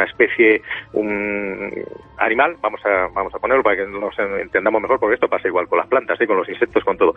Pero bueno, vamos a coger una especie de mamíferos, ¿no? Que son lo más entendible, digamos, por afinidad de celular, digamos, ¿no? Que somos más parecidos a los mamíferos que a los insectos, de hecho somos mamíferos. Entonces tiene que haber una escisión, ¿no? Una escisión geográfica, de manera que las características, esa adaptación a ese nuevo biotipo, hagan tantos cambios en esas poblaciones que se han separado. Estoy hablando muy rápido, esto realmente es bastante más complejo, hasta que pasa un momento en el que ya no son compatibles entre sí, en el que ya no puede existir una hibridación. ¿Por qué? Porque la naturaleza es muy sabia. Tú imagínate, vamos a coger, por ejemplo, una manada, vamos a hacerlo muy gráfico, una manada de ñus, ¿no? Que existen en la sabana africana, en el Serengeti, pues pasa cualquier cosa, se separan esos dos ñus y unos viven en el norte, otros viven en el sur. Pasan unas generaciones, dependerá cuántas, esto está sujeto a muchas discusiones, porque ahora las nuevas teorías evolutivas te dicen que puede pasar de repente muy pocas generaciones, otras te van a decir que tardaría mucho más. Lo que sí se sabe es que la genética, los genes, los alelos de los cromosomas tienen que ir transformándose. Por radiación pueden transformarse de una generación a otra incluso. Bien, pues estas dos poblaciones se han separado, cada uno se ha adaptado a su propio entorno nuevo, y llega un momento en el que ya no son compatibles, pero sí hay un momento en el que todavía la hibridación es posible. Pero ¿qué pasa? Que al nacer, suponte que un ñu macho de la población A se encuentra con un ñu hembra de la población B, se encuentran en algún sitio intermedio, pongamos todo esto muy gráfico, ¿no?, para que se entienda, nace un descendiente, un ñu pequeño, que va a heredar, digamos, las características de uno y de otro, por lo tanto va a estar en desventaja con respecto a uno y a otro, porque no va a tener las características completas ni de uno ni de otro, por lo tanto seguramente esa progenie no tendrá éxito, no saldrá adelante, ¿vale? Hasta que llega un momento en el que ya esas variedades se convierten en especies completamente diferentes y ya ni siquiera la hibridación no es posible. Nosotros, por ejemplo, hablando ya del género Homo, con el Sapiens, cuando convivimos estas 4 especies, estábamos en ese límite, o sea, todavía era posible la hibridación y gracias a la gran capacidad de adaptación que tiene el ser humano a todo, porque el ser humano vive en todos los estratos del planeta, pues sí salieron adelante los híbridos. De hecho, nosotros somos híbridos, ¿no?, de estos ancestros que tenemos. Hay quienes aseguran, Iván, que del Homo sapiens al Homo sapiens sapiens no se cumplieron los patrones normales, digamos, del tiempo establecido que tiene que pasar de una evolución a otra. ¿Esto es cierto? Bueno, esto se habla muchísimo, porque sobre todo de cuando saltamos del Homo antecesor, del Neandertal, el Neandertal ya empezó a ser bastante inteligente, al Sapiens sapiens, hay un salto evolutivo bastante rápido, bastante cualitativo y cuantitativo, en cuanto a ahí podemos volver a hablar de qué pasó, por qué la inteligencia se desarrolló tan rápido, ¿no? Porque, vamos a ver, hace apenas 10.000 años, 7.000 años, éramos prácticamente trogloditas que vivíamos en cuevas, pintábamos en las paredes y hacíamos fuego con 2 palos. Y a día de hoy, pues mira, hacemos viajes a la Luna. Bien, este último salto es lo que está sujeto al misterio, de ahí las teorías que hay, que yo la comparto, de que la inteligencia es una anomalía, es una mutación que hubo de repente, el hombre se hizo inteligente, parece que para nosotros es una ventaja, cuando en realidad no lo es para el resto del planeta, pero por lo demás, pues sí, hubo bastantes saltos, así como, por ejemplo, el arco y la flecha se utilizaron durante 300.000 años, igual que las lascas de piedra, sin prácticamente evolucionar nada. Y luego hubo un salto evolutivo que crearon una tecnología más sofisticada, ¿no? Sí ha habido saltos de este tipo en bastantes de las ramas de los homínidos, pero también lo hubo, por ejemplo, en tiempos modernos, ¿no? La sociedad egipcia estuvo 3 años prácticamente sin cambiar absolutamente nada, o sea, tuvieron muy pocos cambios, no eran receptivos a los cambios. Y bueno, pues luego también hemos tenido, a menos escala, también saltos evolutivos cuantitativos. Pero bueno, esto es uno de los misterios grandes que hay, y puede haber explicaciones tanto de un lado como de otro. Es cuestión ya de gustos aceptar una cosa u otra. ¿Qué nos queda a día de hoy de herencia de nuestros ancestros?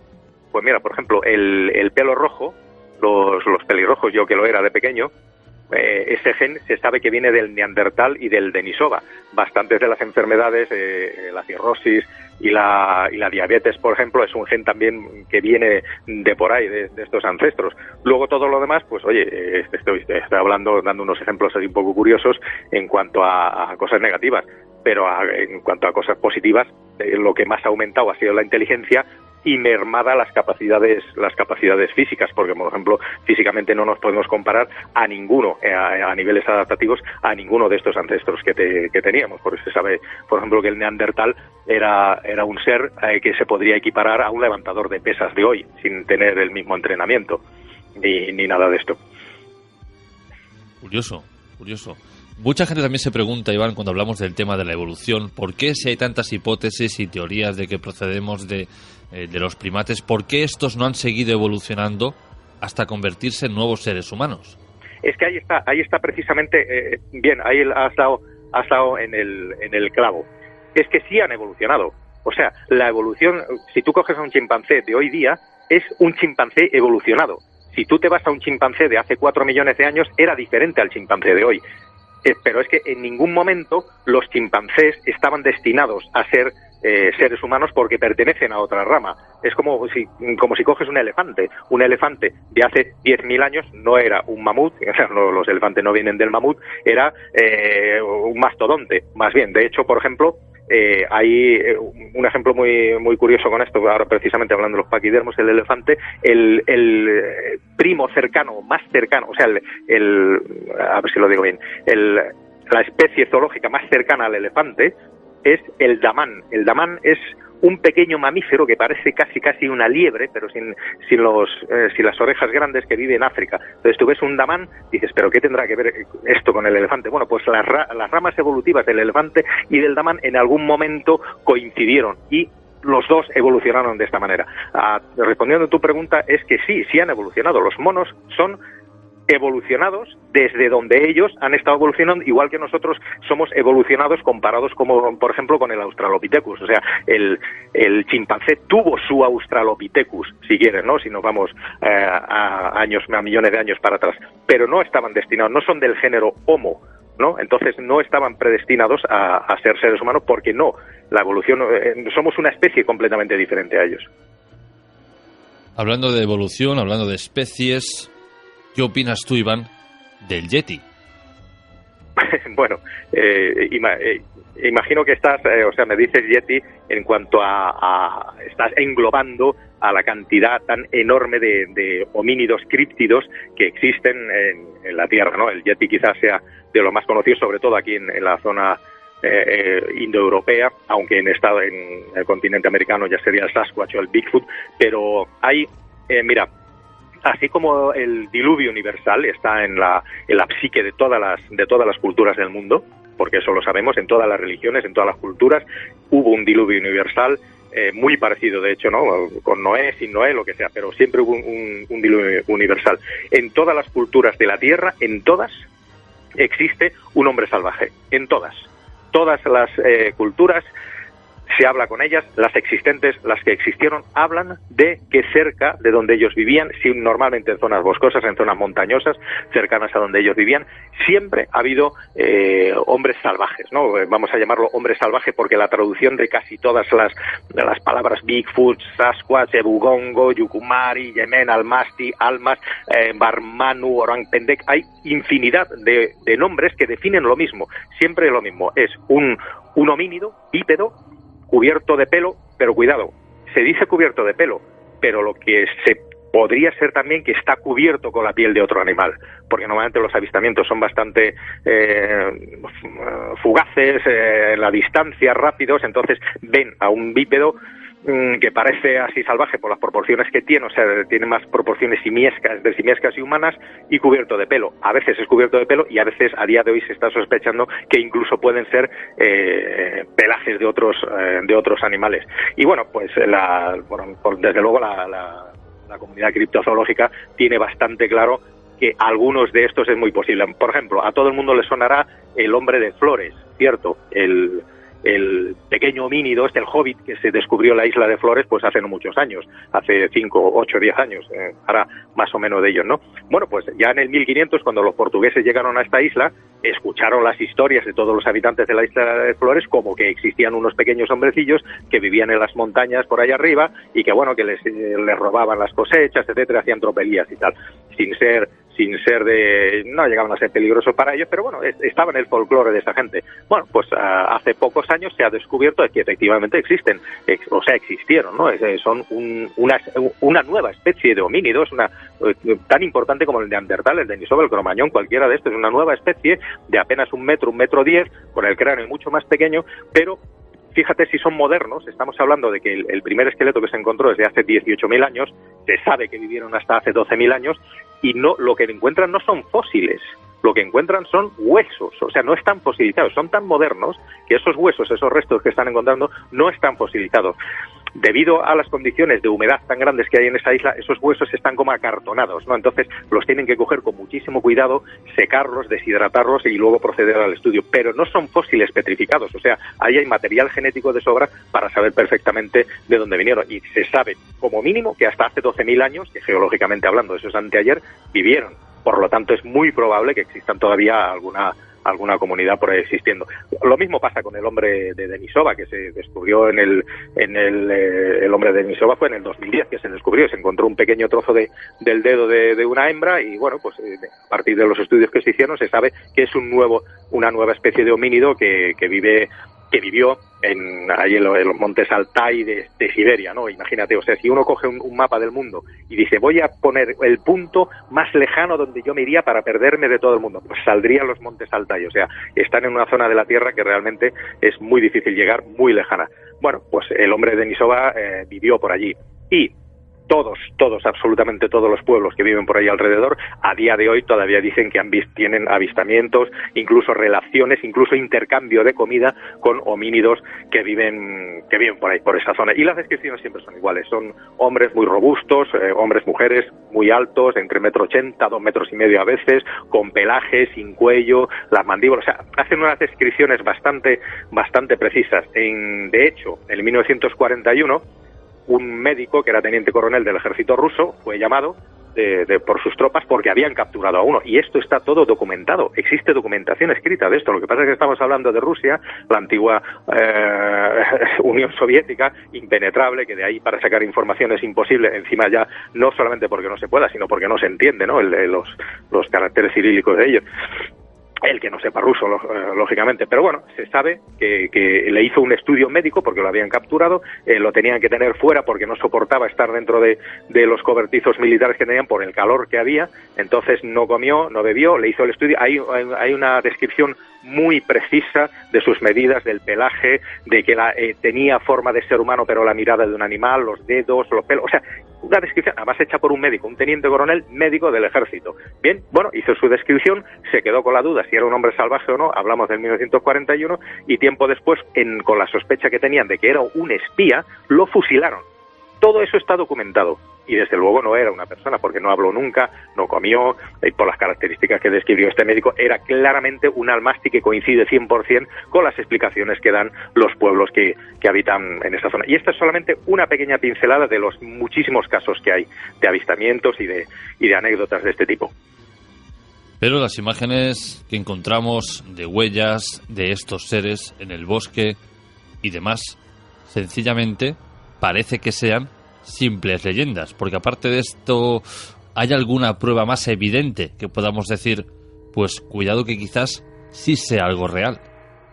Bueno, vamos a ver, huellas hay infinidad de ellos. Hay, de hecho, en Estados Unidos hay un doctor bastante famoso que se dedica a estudiar, tiene una colección de huellas impresionantes donde se ven hasta las huellas digitales de los pies. O sea, si tú haces una falsificación en yeso en mitad de un bosque, no sé yo cómo pueden salir las huellas digitales, o sea, la raya digital, lo que tenemos en los dedos, de las manos y de los pies, y absolutamente todas las articulaciones. Y hay que saber que, por ejemplo, los monos, si hablamos de los monos de los antropoides, tienen una articulación más en el pie que nosotros. Digamos que en mitad del empeine, un gorila, un chimpancé, tiene una articulación más, ¿no?, de lo que tenemos nosotros. Esa articulación aparece en todas estas huellas, y luego está, esto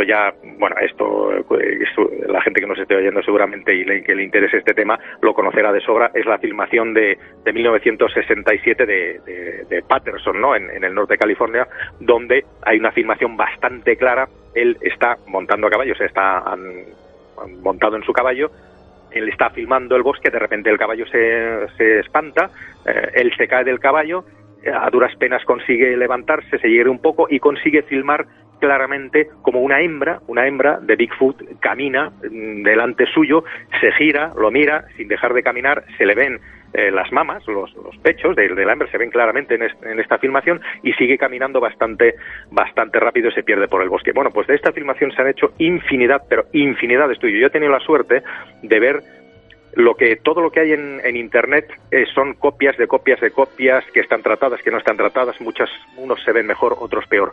La filmación auténtica lo tiene guardado la mujer de este señor, que ya murió, en una caja y no se toca. La primera copia que se hizo de esa copia, o sea, que es lo más fidedigno que existe, yo he tenido la suerte de ver esa filmación. Y en esa filmación se pueden ver perfectamente cómo se marcan los músculos de los glúteos, los hombros, el giro que hace con la cabeza al no tener cuello, prácticamente tiene que girar todo el dorso, el tamaño de la zancada que da, etcétera. Entonces, todos los estudios que se han hecho, bueno, pues están los que creemos que es auténtico y los que creen que es una falsificación, ¿no? Y todos los datos que se dan a favor o en contra tienen el mismo peso. Lo que sí se sabe es que estamos hablando del año 1967, que es cuando se hizo, un año después, la película del planeta de los simios. ¿te acuerdas de la película de Charlton Heston, de Planeta de los Simios? Sí, sí. Bueno, pues se habla de que la misma persona que hizo los disfraces para los simios de esta película puede haber intervenido en este disfraz. Bueno, a día de hoy, bueno, desde entonces se sabe perfectamente, nadie ha afirmado que haya intervenido en el traje de esta supuesta persona disfrazada. Y lo que sí se sabe es que es imposible conseguir tal grado de perfección en esos años, porque es que se nota el movimiento muscular debajo del pelaje que tiene, ¿no? Del glúteo, se ven las mamas cómo se mueven, el brazo, luego ya haciendo estudios antropométricos, la rodilla está mucho más abajo de lo que lo tendría un ser humano, la longitud de los brazos, hay infinidad de datos que dicen que es imposible que eso sea una persona metida en un traje caminando con esta soltura, sobre todo, ¿no? Porque camina como si llevara, si fuese un traje, como si hubiese nacido con él, con la soltura que tiene. Conviene, la afirmación se puede ver en muchos sitios, están en YouTube, unos con más calidad, otros con menos, buscar una que sea de buena calidad y bueno, ahí ya cada uno decir. La primera impresión, como es una afirmación tan buena, la primera impresión es que claro, que es una falsificación, ¿no? Esto es falso, comparado con todo lo otro que hay, ¿no? De los Bigfoot, que casi todos son fotos borrosas y difusas y tal. Pero, bueno, ahí está. Hasta el día de su muerte, él admitió que era real, que era una afirmación real, y de hecho se sacaron las huellas por donde pasó esta hembra, que es una hembra, donde medía 1,92 m, se hicieron las huellas de las impresiones y todo, y ahí están. Se sigue estudiando esta afirmación. Yo que tengo esta imagen delante, ahora en pantalla, no me atrevería a decir si es verdadero o falso, pero sí que parece un gorila que camine a dos patas. Exactamente. Y es que fíjate la mirada que tiene, mira la cara que tiene, y si te fijas en las mamas que se le ven, ¿por qué si voy a hacer una falsificación me preocupo en hacer una hembra en vez de un macho? O sea, y mira el movimiento de los glúteos, las piernas, cómo sube el talón, o sea, por más que lo miras, o sea, cuantas más veces lo veas esta imagen, yo la habré visto miles de veces, más te das cuenta de que es imposible que sea una persona que esté dentro. Aparte la velocidad que tiene la zancada. Se han hecho las medidas de cuánto medía, ¿no? Con respecto a los árboles que hay allí, ¿no? Y se sabe que medía 1,90 m y pico.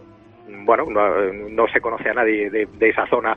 Estamos hablando del año 1967. Eso era un pueblecillo pequeño. Nadie medía tanto en esa época. O sea, hay un montón de detalles que te hacen creer que es verdad. Luego hay estudiosos pues que te lo tiran todo por tierra y dicen que es mentira. Bueno, es cuestión de opinión ya casi. Para mí sí, a mí me parece bastante real. Es una imagen que me parece bastante real. Como la evolución es algo inevitable y continuará ocurriendo, ¿algún científico, alguien que estudie esta materia se ha atrevido a decir cómo será la evolución que nos va a preceder a nosotros? Bueno, sí, hay bastantes teorías hechas con eso, o sea, desde luego iremos perdiendo cada vez más. Bueno, de hecho, ahora estamos en un momento evolutivo bastante interesante, porque debido a las tecnologías que nos hacen ser tan sedentarios, se sabe ya cierto que la generación siguiente a la nuestra, o como mucho la siguiente, va a vivir menos tiempo que nosotros. Entonces, y en términos de salud y de bienestar se va a mermar bastante. Entonces, en términos evolutivos, eso, aunque sea por culpa de la tecnología, ha generado ya una evolución. El hombre va a vivir menos tiempo, ¿vale?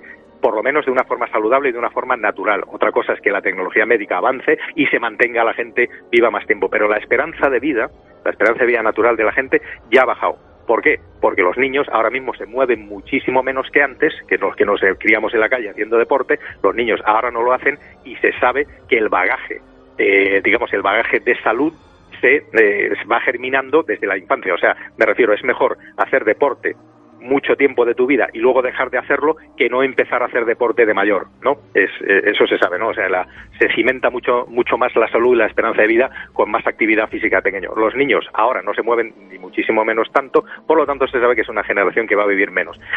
La capacidad muscular va a desaparecer, no, se va a mermar muchísimo, la densidad ósea, va a crecer el cráneo, el cerebro, los ojos, la mandíbula va a ser inferior y realmente los modelos matemáticos que hay hechos pues tienden a realmente un poco, no sé si está esto un poco obligado, o sea, hecho aposta o no, a ser esos seres antropomorfos que nos visitan en los ovnis, normalmente la imagen que tenemos del marciano, delgadito, cabezón con los ojos grandes, pues un poco la tendencia, según los modelos matemáticos que hay, tienden a eso. Y no les falta razón, porque en realidad que el cerebro se va a seguir desarrollando porque es lo que más vamos a utilizar y las capacidades físicas van a ir cada vez a menos hasta prácticamente lo mínimo necesario.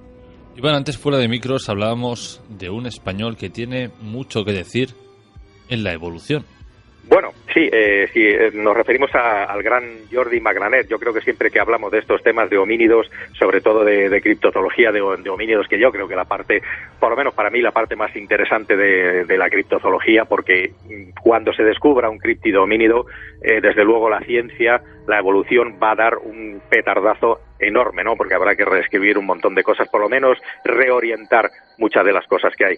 Pues tenemos a Jordi Magraner, desgraciadamente asesinado en el 2002 en Pakistán, donde decidió dedicar los últimos años de su vida. Era un zoólogo, nacido en Valencia, luego por cuestiones de emigración de sus padres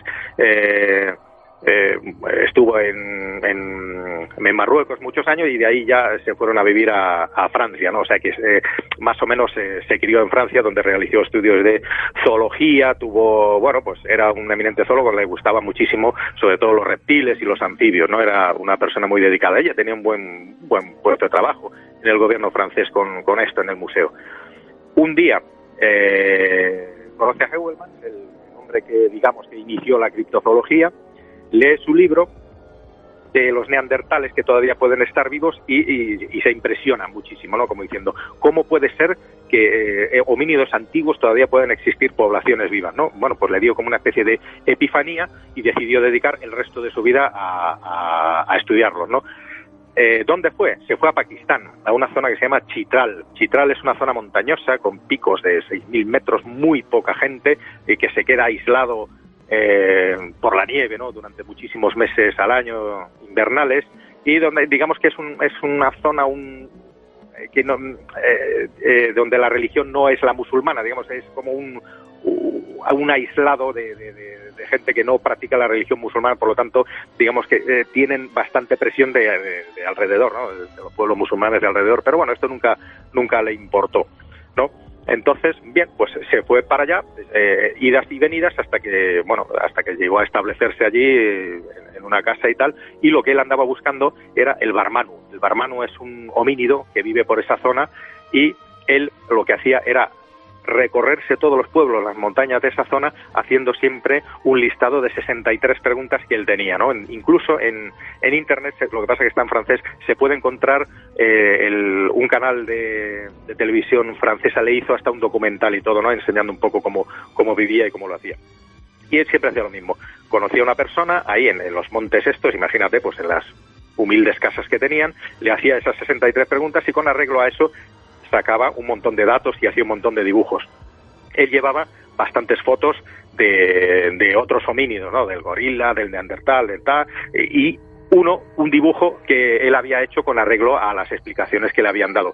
Siempre las personas, independientemente entre ellas, gente que no se conocía, señalaban al dibujo que él había hecho como el Barmanu después de las explicaciones que le habían dado, ¿no? O sea, él enseñaba la carpeta de fotografías que tenía y siempre señalaban, este es el Barmanu, de la cantidad de gente que lo había visto por ahí, por los montes, pues pastores de cabras y gente que vivían por ahí. Bien, pues ya conoció él a mucha gente que había tenido avistamientos. Incluso él mismo, en sus expediciones que hacía expediciones de muchos días, de dormir fuera, lo escuchó dos veces unos sonidos que él no podía describir. Ojo, él era zoólogo, él sabe perfectamente los sonidos de los animales, e incluso descubrió 3 tipos de parásito en unas deposiciones misteriosas entre comillas que encontró, pero desde luego los parásitos no se conocían, por lo tanto las deposiciones del animal tampoco se sabrían muy bien, no se saben de hecho a qué animal pertenecen con esos parásitos que se desconocían. Bien,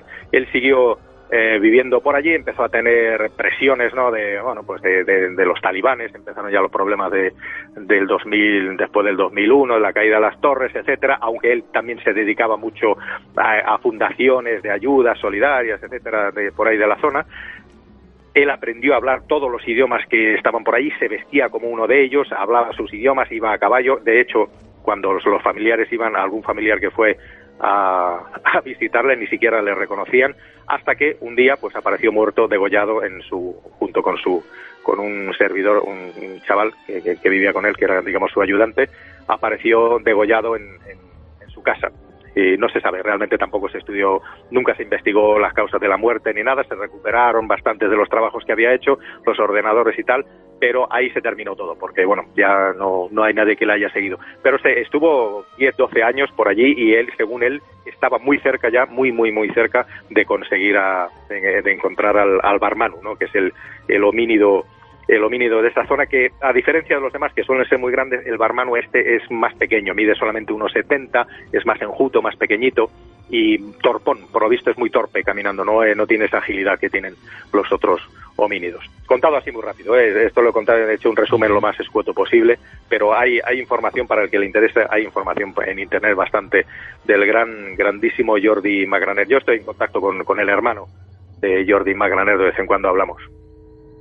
Iván, para terminar, siendo como es el ser humano hoy, siendo como es el hombre en este 2019, ¿crees que la evolución ha fracasado? Desde el punto de vista del homínido, sí. O sea, si por lo menos nuestra rama, como volvemos a colación, no lo he hablado al principio, debido a la inteligencia que tenemos, con esta inteligencia nos estamos cargando literalmente el planeta, cualquier efecto, cualquier producto de esta inteligencia es a costa de algo que pierde la naturaleza. Cualquier cosa que hagamos, 1 metro de carretera, encender una bombilla, abrir un grifo, es todo a costa de la naturaleza. El ser humano en pocos años se ha triplicado su población y sigue creciendo. Desde luego, dentro de muy poco tiempo los recursos se van a terminar. Todo eso es debido a la inteligencia de la que presumimos. Yo siempre digo de la que sufrimos la inteligencia, porque es lo que va a acabar con nosotros.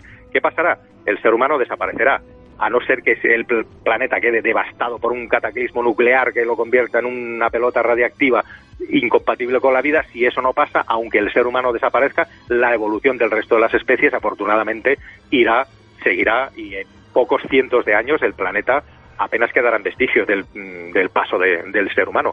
Eso se sabe muy bien. O sea, la naturaleza volverá a ocupar su sitio, que es el que nosotros le hemos quitado, que es lo que, bueno, seguramente pase. Iván, compañero, como siempre, un placer que nos hayas traído a nuestro informe Enigma esta apasionante historia.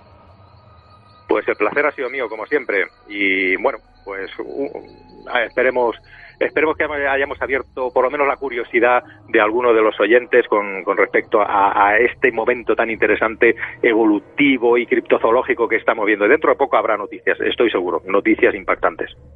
Pues un abrazo, compañero. Igualmente, un abrazo.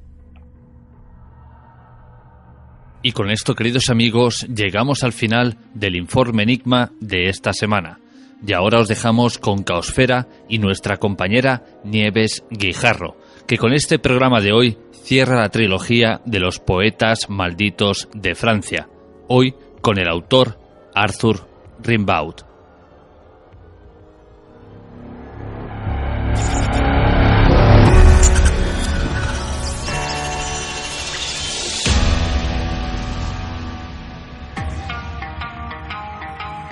Jorge Ríos, Informe Enigma.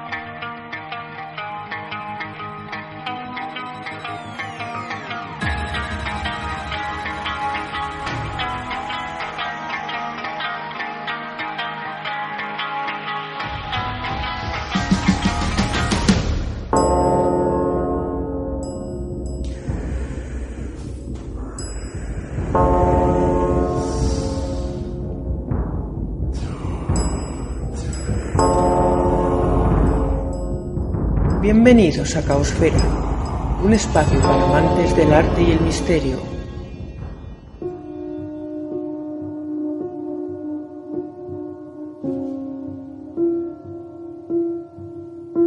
Desnuda, casi desnuda, y los árboles cotillas a la ventana arrimaban, pícaros, su fronda pícara. Asentada en mi sillón, desnuda, juntó las manos, y en el suelo trepidaban de gusto sus pies tan parvos. Vi cómo, color de cera, un rayo con luz de fronda revolaba por su risa y su pecho en la flor mosca. Besé sus finos tobillos y estalló en risa tan suave, risa hermosa de cristal, desgranada en claros trinos. Bajo el camisón sus pies, ¡basta! ¡Basta! Se escondieron. La risa, falso castigo del primer atrevimiento. Trémulos, pobres sus ojos, mis labios besaron suaves. Echó cursi su cabeza hacia atrás. Mejor si cabe, caballero, 2 palabras. Se tragó lo que faltaba con un beso que le hizo reírse. ¡Qué a gusto estaba! Desnuda, casi desnuda, y los árboles cotillas a la ventana asomaban, pícaros, su fronda pícara.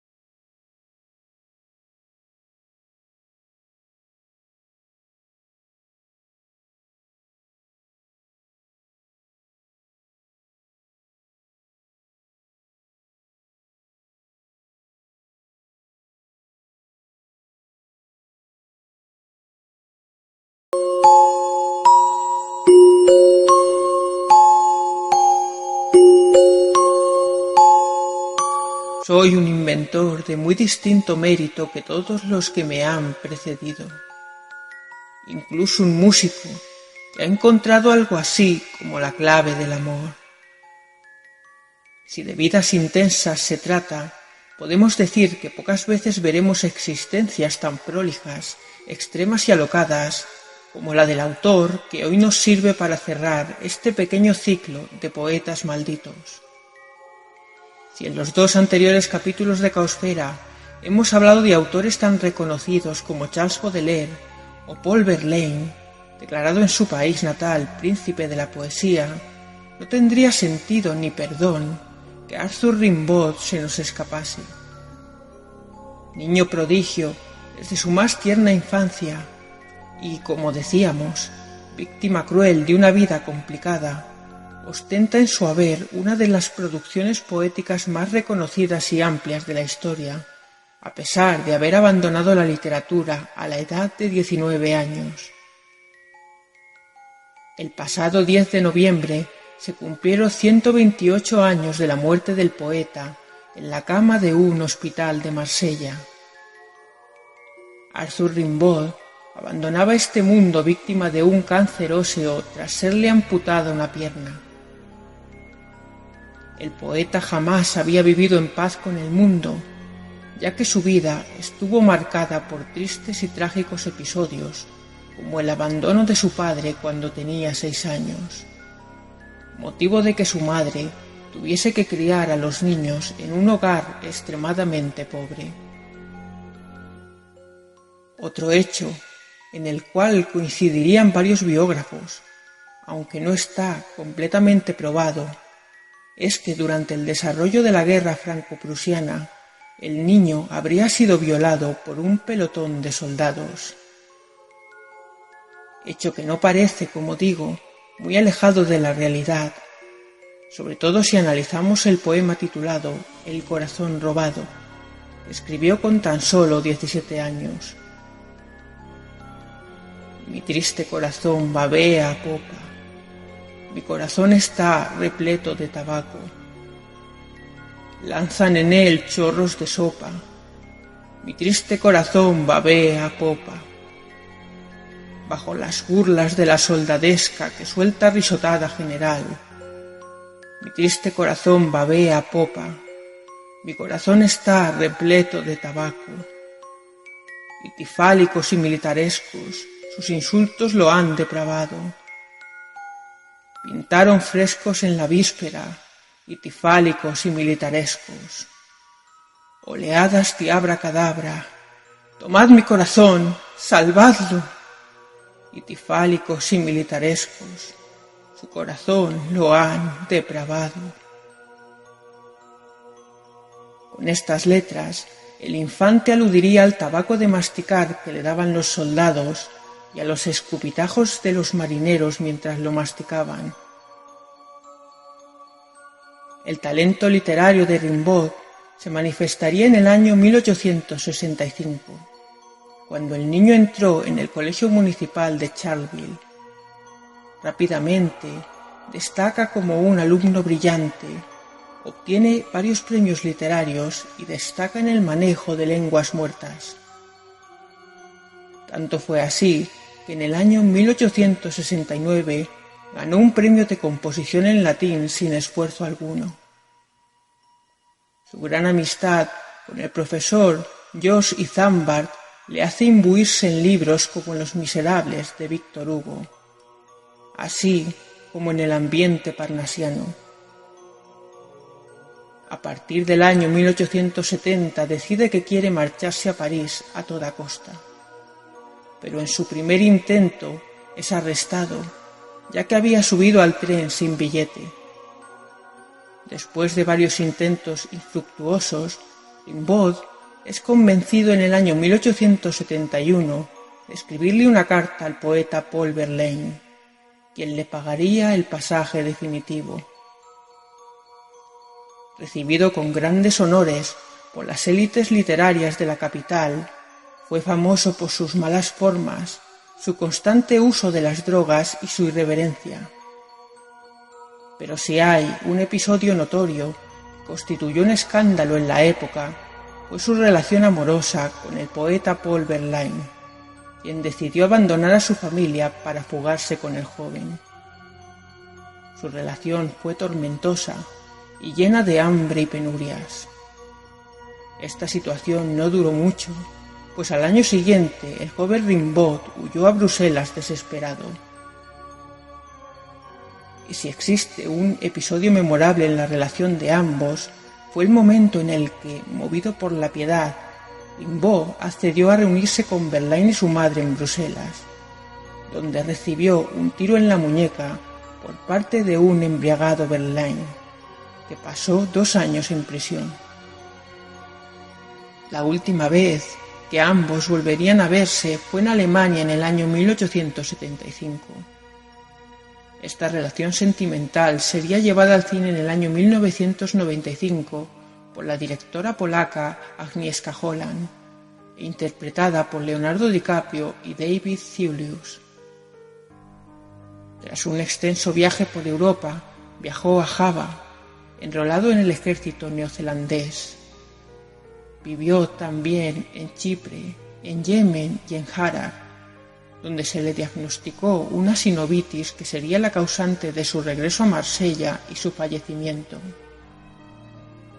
Sus poemas más reconocidos, como El barco ebrio, Vocales, El corazón atormentado, el cual hemos leído en fragmento, u Ofelia, han constituido una amplia estela de influencia para autores como Henry Miller o la escritora Anais Nin.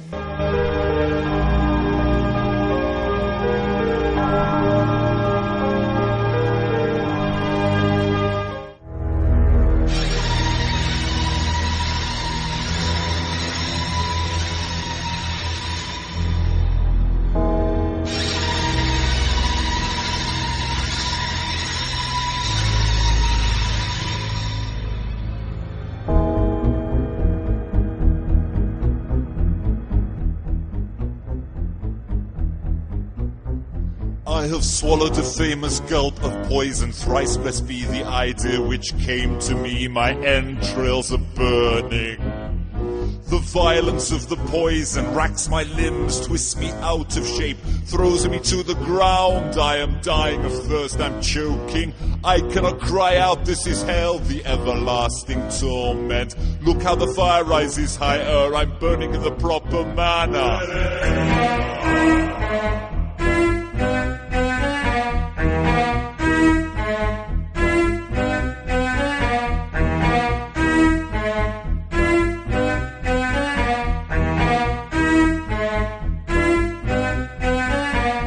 Just glimpsed the conversion to goodness and happiness, salvation.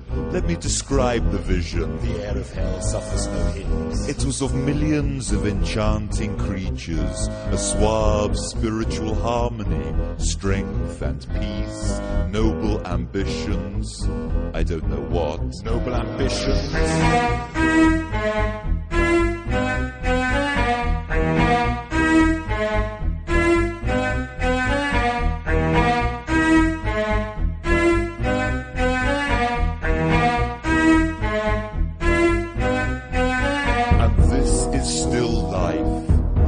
Damnation is eternal. A man who wishes to mutilate himself is truly damned, is he not? I believe that I am in hell, therefore I am there. It's the ratification of the catechism. I'm the slave of my baptism. Parents, you have caused my misfortune, and you have caused your own. Poor innocent, hell cannot touch pagans. I am still alive. Later on, the delights of damnation will deepen. A crime quickly so that I may fall into the void in the name of human law.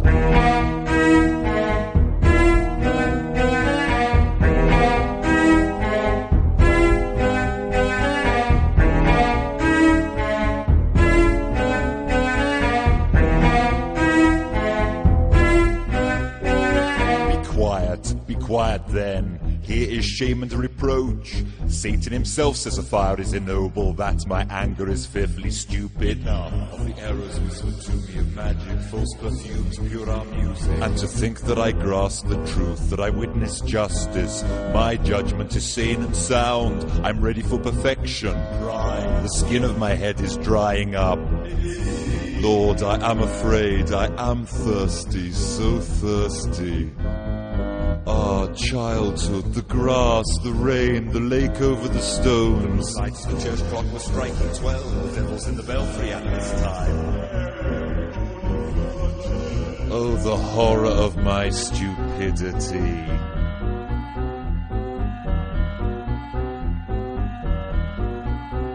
Over there, are they not honest souls who wish me well?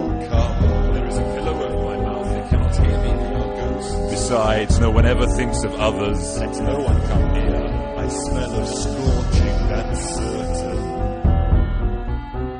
The hallucinations are innumerable, that's what has always been the matter with me. In fact, no belief in history, obliviousness of principles. I shall say no more about this. Though its visionaries would be jealous, I am 1,000 times the richest. Let's be as miserly as the sea. Will you look at that? The clock of life has just stopped. I am no longer in the world. Theology is no joke. Hell is certainly down below and heaven above. Ecstasy, nightmare. Sleep in a nest of flame. What tricks during this waiting in the countryside? Satan Ferdinand runs right from the wild scene. Jesus walks on the purplish brambles without bending them. Jesus used to walk on the troubled waters. The lantern showed him to her standing pale with brown tresses on the flank of a wave of emerald. I shall now unveil all the mysteries. Mysteries religious or natural, death, birth, future, past, cosmogony, void. I am a master of phantasmagoria. Listen.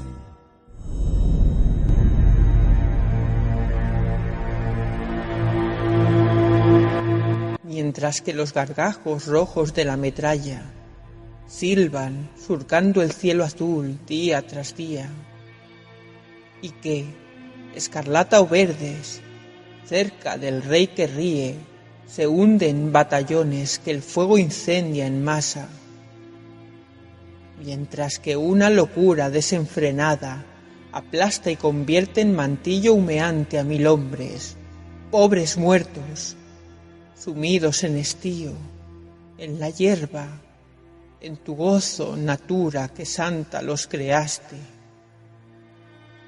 Existe un Dios que ríe en los adamascados del altar, al incienso, a los cálices de oro, que acunado en hosanas dulcemente se duerme, pero se sobresalta cuando madres uncidas a la angustia y que lloran bajo sus cofias negras le ofrecen un ochavo envuelto en su pañuelo.